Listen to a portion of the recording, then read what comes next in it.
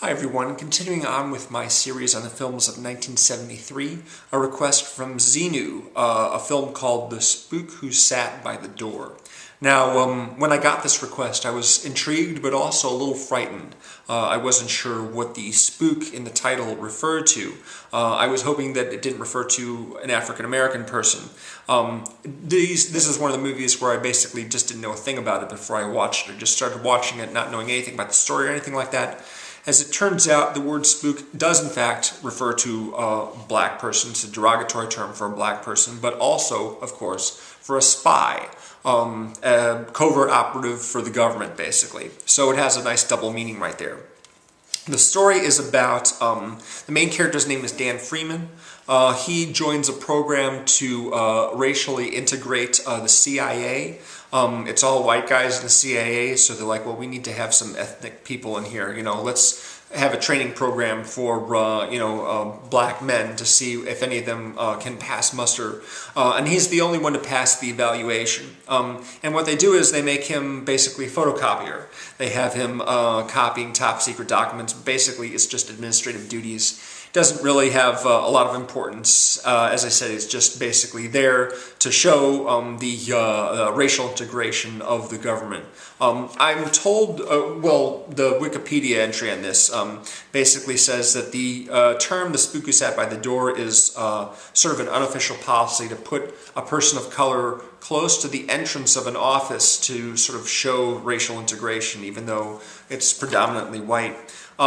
So he resigns after 5 years, but while he's there at the agency, he actually receives training in counterintelligence, guerrilla warfare, other things like that, things that a photocopier would never actually need. And once he resigns, as he tells his superiors, because he wants to do social work in Chicago, where he's from, he then uses his training to build an army of black people, which he calls the Freedom Fighters, and this movement spreads throughout the country. It ends basically as kind of a war film with black men who have been trained in combat, hand-to-hand combat, as well as the proper use of firearms and what have you, rifles and what have you, taking up high positions in building and raining down devastation on the National Guard and the cops and things like that. And this is happening all over the country at this point in the film.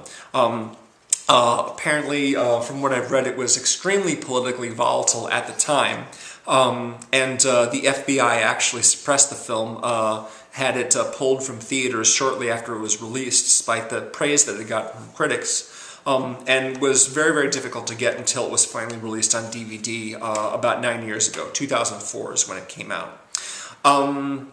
This movie was directed by Ivan Dixon, who did episodes of The A-Team, Magnum P.I., Rockford Files, things like that. But more interestingly, it was based on a novel by Sam Greenlee, who worked for the government for a while, actually. He attended the University of Chicago. Prior to that, he was in the military service in the early 50s. But after that, he joined what was known at the time as the U.S. Information Agency. And what this was a PR organization for the United States, promoting American values and lifestyles, both here in the country and in other countries, particularly those that were unfriendly to the U.S., like Russia, for example. Through propaganda. And the whole purpose was basically to study and present foreign cultures and then present American values and what have you in a way that was meaningful to them, to basically give the best possible version of American life and what America was all about to foreign cultures that might be hostile to it.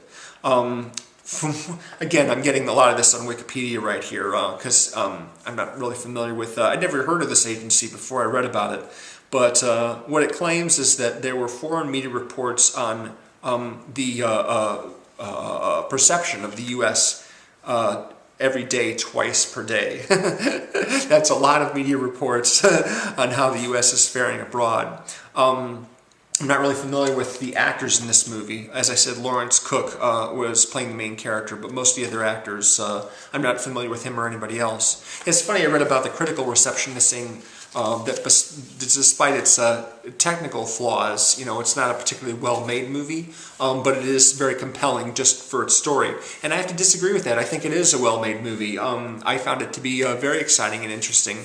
So yeah, I would definitely recommend it.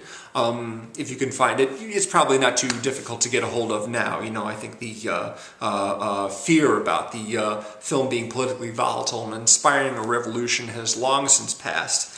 But yeah, I did find it to be a pretty cool flick. Really enjoyed it. Thank you very much, Xenu, for the recommendation, and I'll have more 1973 videos to come very shortly. See ya.